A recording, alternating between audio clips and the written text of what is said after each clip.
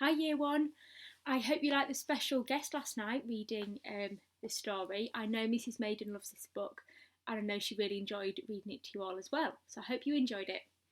So in chapter 5, can you remember James was running really fast back to the house? He was really excited, but the paper bag burst open and all the tiny green things were scattered everywhere, weren't they? So let's find out what happens next in chapter 6. Sponge, Sponge, come here at once and look at this. At what? It's a peach, Aunt Spiker was shouting. A what? A peach, right up there on the highest branch. Can't you see it? I'll show you the picture. I think you must be mistaken, my dear Spiker. That miserable tree never has any peaches on it. There's one in it now, Sponge. You look for yourself. You're teasing me, Spiker. You're making my mouth water on purpose when there's nothing to put into it. Why, that tree's never even had a blossom on it, let alone a peach. Right up on the highest branch, you say? I can't see a thing. Very funny. Ha ha. Good gracious me! Well, I'll be blowed. There really is a peach up there. A nice big one too, Aunt Spiker said. A beauty, Aunt Sponge cried out.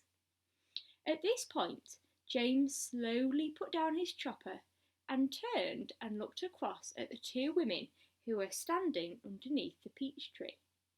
Something is about to happen, he told himself. Something peculiar is about to happen any moment. He hadn't the faintest idea what it might be, but he could feel in his bones that something was going to happen soon. He could feel it in the air around him, in the sudden stillness that had fallen upon the garden. James tiptoed a little closer to the tree. The ants were not talking now. They were just standing there, staring at the peach. There was not a sound anywhere, not even a breath of wind, and overhead the sun blazed down upon them out of a deep blue sky. It looks ripe to me, Aunt Spiker said, breaking the silence. Why don't we eat it? Aunt Sponge suggested, licking her thick lips. We can have half each. Hey, you, James, come over here at once and climb this tree. James came running over. I want you to pick that peach up there on the highest branch, Aunt Sponge went on. Can you see it? Yes, Auntie Sponge, I can see it. And don't you dare eat any of it yourself. Your Aunt Spiker and I are going to have it between us, right here and now, half each. Get on with you, up you go. James crossed over to the tree trunk. Stop, Aunt Spiker said. Hold everything. She was staring up at the branches with her mouth wide open and her eyes bulging as though she had seen a ghost. Look, she said. Look, Sponge, look. What's the matter with you? Aunt Sponge demanded. It's growing. It's getting bigger and bigger. What is? The peach, of course. You're joking. Well, look for yourself.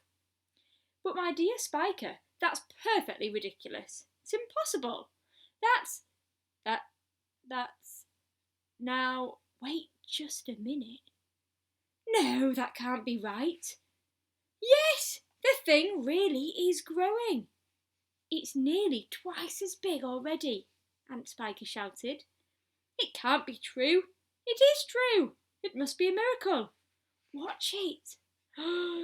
Great heavens alive, Aunt Spiker said. I can actually see the thing bulging and swelling before my very eyes. That's the end of chapter 6. That was an exciting chapter. I think we'll read chapter 7 as well. Chapter 7. The two women and the small boy stood absolutely still on the grass underneath the tree, gazing up at this extraordinary fruit. James's little face was glowing with excitement. His eyes were as big and bright as 2 stars. He could see the peach swelling larger and larger, as clearly as if it were a balloon being blown up. In half a minute, it was the size of a melon. In another half-minute, it was twice as big again. Just look at it growing, Aunt Spiker cried. Will it ever stop? Aunt Sponge shouted, waving her fat arms and starting to dance around in circles. And now it was so big it looked like an enormous butter-coloured pumpkin dangling from the top of the tree. Get away from that tree trunk, you stupid boy, Aunt Spiker yelled. The slightest shake and I'm sure it'll fall off. It must weigh 20 or 30 pounds at least. The branch that the peach was growing upon was beginning to bend over further and further because of the weight.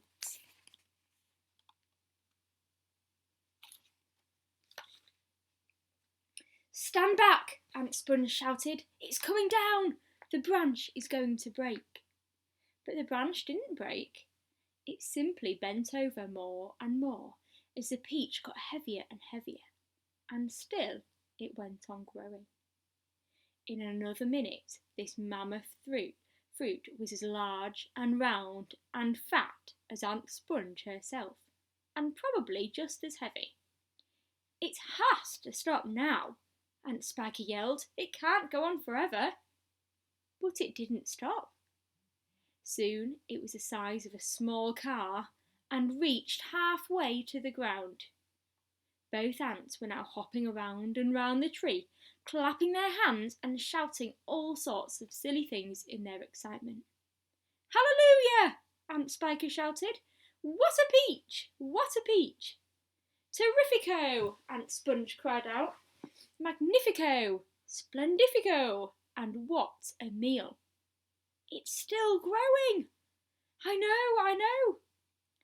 As for James, he was so spellbound by the whole thing that he could only stand and stare and murmur quietly to himself, Oh, isn't it beautiful? It's the most beautiful thing I've ever seen. Shut up, you little twerp, Aunt Spiker snapped, happening to overhear him. It's none of your business. That's right, Aunt Sponge declared. It's got nothing to do with you whatsoever. Keep out of it. Look, Aunt Spiker shouted. It's growing faster than ever now. It's speeding up. I see it, Spiker. I do. Bigger and bigger grew the peach. Bigger and bigger and bigger. Then, at last, when it had nearly become as tall as the tree that it was growing on, as tall and wide, in fact, as a small house, the bottom part of it gently touched the ground, and there it rested. It can't fall off now, Aunt Sponge shouted. It's stopped growing, Aunt Spiker cried. No, it hasn't. Yes, it has. It's slowing down, Spiker. It's slowing down, but it hasn't stopped yet. You watch it. There was a pause. It has now. I believe you're right. Do you think it's safe to touch it? I don't know. We'd better be careful. Aunt Sponge and Aunt Spiker began walking slowly around the peach, inspecting it very cautiously from all sides.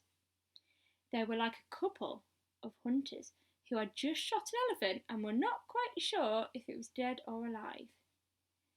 The massive round fruit towered over them so high that they looked like midgets from another world beside it. The skin of the peach was very beautiful, a rich, buttery yellow with patches of brilliant pink and red. Aunt Sponge advanced cautiously and touched it with the tip of one finger. It's ripe, she cried. It's just perfect. Now look here, Spiker. Why don't we go and get a shovel right away? Dig out a great big chunk of it for you and me to eat. No, not yet, Aunt Spiker said. Why ever not? Because I say so. But I can't wait to eat some, Aunt Sponge cried out. She was watering at the mouth now, and a thin trickle of spit was running down one side of her chin. My dear Sponge, Aunt Spiker said slowly, winking at her sister and smiling, a sly, thin-lipped smile. There's a pile of money to be made out of this, if only we can handle it right. You wait and see. Okay, right, that's the end of our story. So I hope you enjoyed it. And tomorrow, not tomorrow, on Monday, we will read chapter 8. See you later.